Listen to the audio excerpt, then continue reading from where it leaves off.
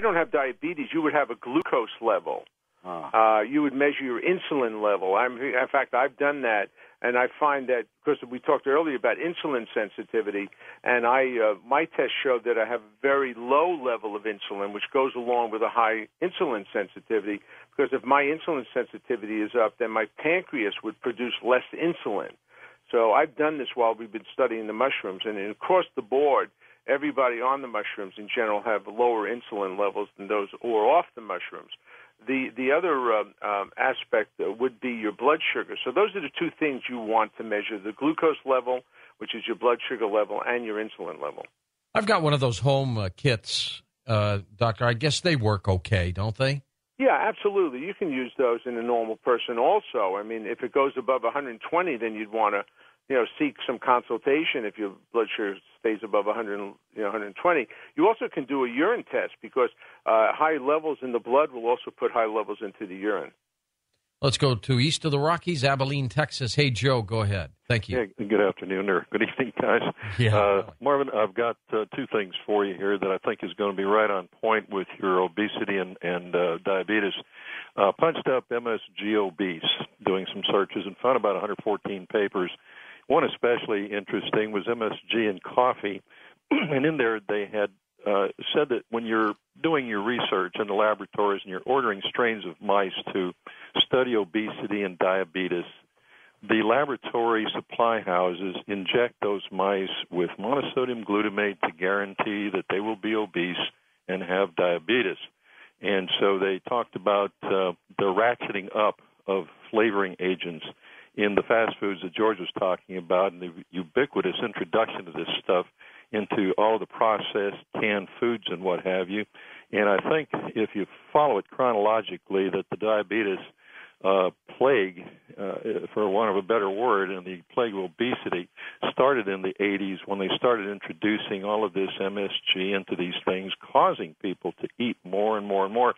And then I do have a solution to the diabetes. Have you worked with chromium by any chance? No, I have not. Let me give you an encouragement. I have not worked with it. The government had done and patented chromium picolinate.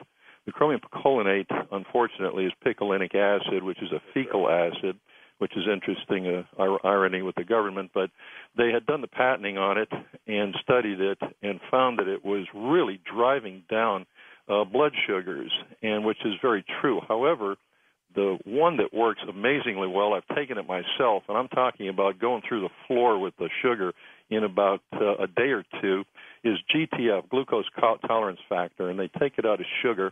And it's a complex molecule that they have not been able to commercially duplicate, but it works like a champ. It's about under $8 at the health food stores for about 1 to 200 tablets of it. Taking one per meal is absolutely miraculous. It acts as a transporter for the glucose, and the next thing you know, your glucose transport, your glucose metabolism is normalized almost immediately.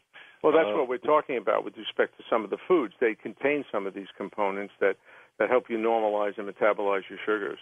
Yeah, and this GTF chromium, I'd encourage you to look into it and just try it yourself. It's absolutely astounding. There is one that's superb, although most of them work off the shelf.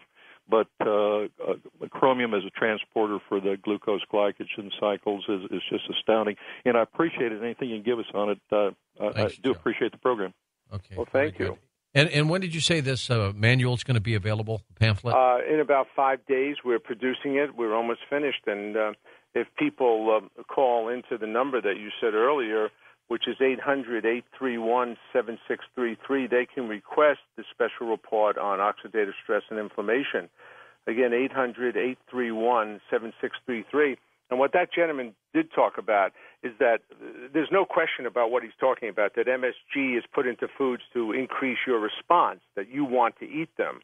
And there's no question about chromium. I just haven't studied it. But chromium is also an antioxidant. And so it's a chemical element that has antioxidant capacity. Vanadium also works to help lower glucose, doesn't it? Have you heard of that? Yes, but I haven't. Again, I only like to talk about things that, I mean, I have the knowledge of it, but we have not researched it. It's interesting earlier that these antioxidants or the oxidative stress works through metals by removing electrons.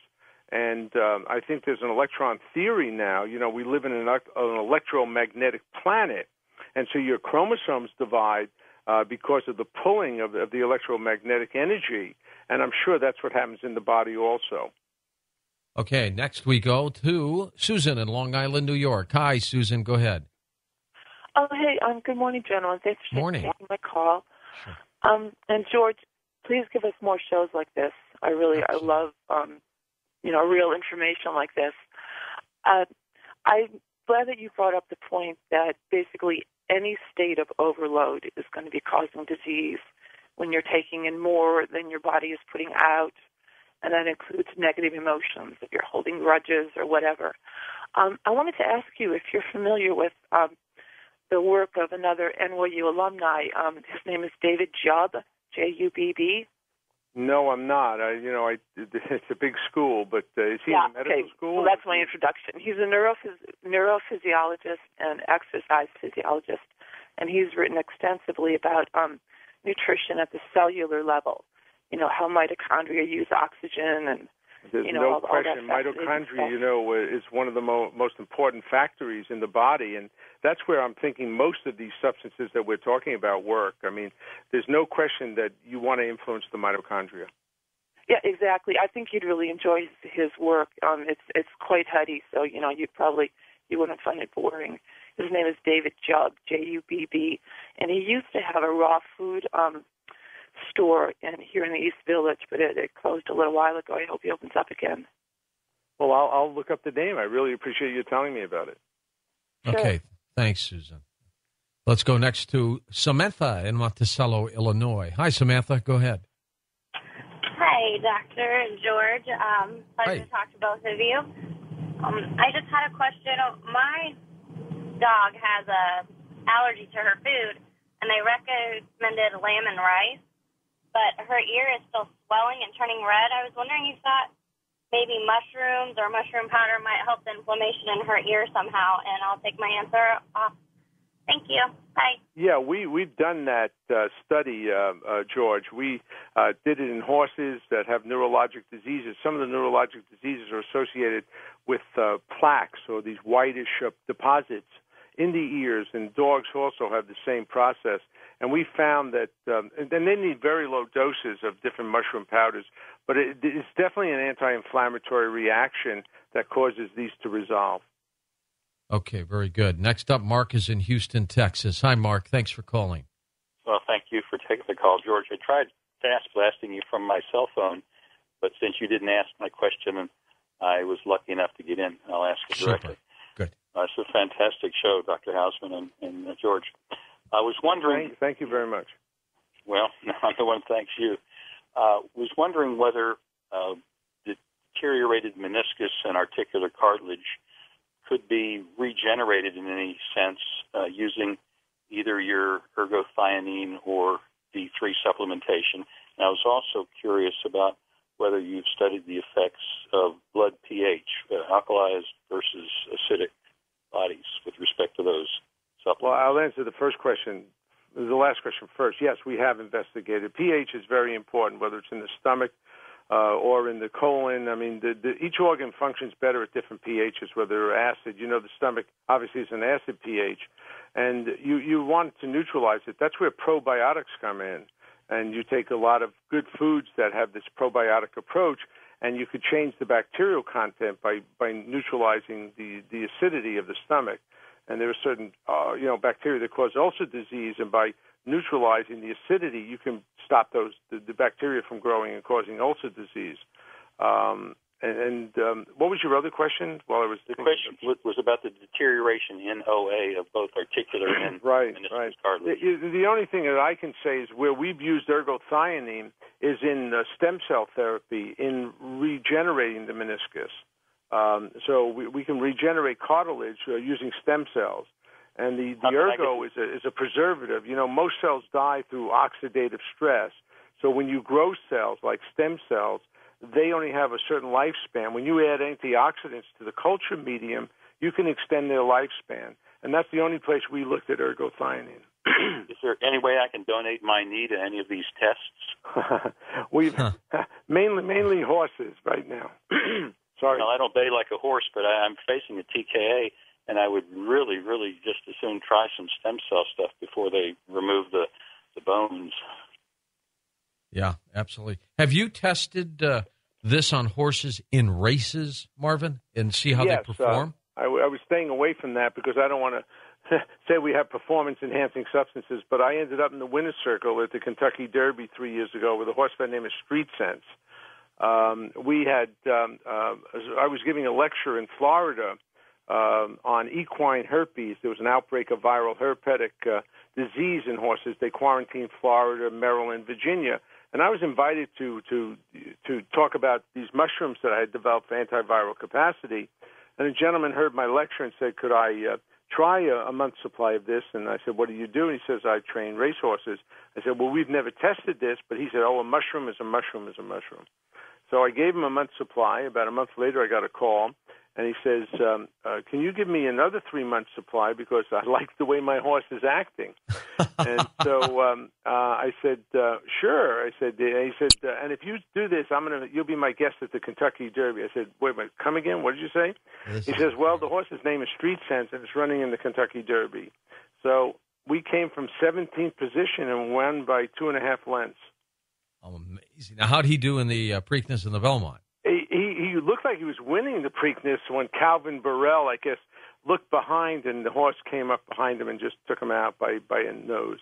Unbelievable. And is this trainer using this now? I mean, yes, that's the one we did the hemoglobin study and the white cell study. So his name is Carl Nafska, and Carl took all the horses in his racing barn, 36 of them, and put them on 30, 60, 90 days of the mushroom formula we were developing for animals. And we noticed that the red cells increased in number, and also the hemoglobin, the oxygen-carrying capacity, went up significantly. Also, the white cells went up. And when the white cells, we noticed that, we said, well, this is why we did the inflammatory gum disease study. Because if you have increased number of white cells, you have better immune function. And we said we need a model to show that. As I mentioned earlier, we want to be data-driven. We want to prove it. So we went to UC Davis, and a gentleman by the name of Tony Basil, who's an equine dentist, did the study in equine gum disease, and we found that within 30 days we could stop the gum disease. Could you imagine if this, if Secretariat were given mushrooms during his day? Yeah, he died of laminitis. He was probably the greatest horse that has ever raced. He won the Triple Crown, and I think in 1989 he died of laminitis. He had a huge heart too.